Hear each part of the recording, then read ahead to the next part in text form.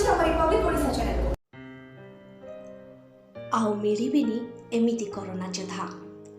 आज एक विदाय परिवेश समग्र महानदी बिहारवासी सकाकुल दीर्घ 4 वर्ष धरी श्रृंखला सुरक्षा और कर्तव्य संपादन सुचारूपे करी आज एठारु अन्यत्र बदलई चली जाउछंती कार्यरत महानदी बिहार फांडी एसआई दबंग ऑफिसर आगधाड़ीर करोना योद्धा श्रीजुक्त अजय बेहरा, जहांको पई आज समग्र महानदी बिहार भद्र समाज सकाकुल दीर्घ 4 वर्ष धरी एठारे रही लोकमानकर पुलिस प्रति थिबा रुग्ण चिंताधारा को बदलई अति प्रिय होई पारिथिले श्री बेहरा।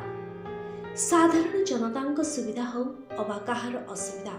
सबुठी आगरे थिले श्री बेहरा। जड़े स्नेही परोपकारी कर्तव्यनिष्ठा पुलिस ऑफिसर भावे परिगणित हो पारिथिबा श्री बेहरा आज महानदी बिहारवासी को छाड़ी अन्यत्र बदली हेबा घटना समस्त को चकित करिसेंती। दीर्घ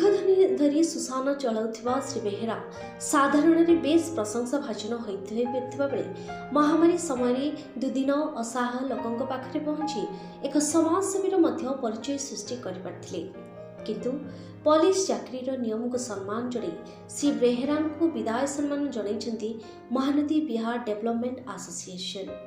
आज से महान कर्मवीर करोना योद्धा को डेवलपमेंट एसोसिएशन सेक्टर 3 निर्वाचित कार्यकारी सदस्य विदाय संबोधना नूतन कार्यभार नहीं दक्ष सृजनशील अभिज्ञ महानदी बिहार फांडी ऑफिसर श्रीजुक्त समीर महापात्र उपस्थिति एसआई श्रीजुक्त अजय बेहरा कटक लालबाग थाना नूतन दायित्वभार आसंता काली ग्रहण कर कार्यक्रम शिखरपुर गंडरपुर और महानदी बिहार पूजा कमिटीर उपसभापति श्रीजुक्त विचित्रानंद पंडा, महानदी बिहार सेक्टर 3 रे अवस्थित श्री श्री हनुमान मंदिर प्रतिष्ठाता श्रीजुक्त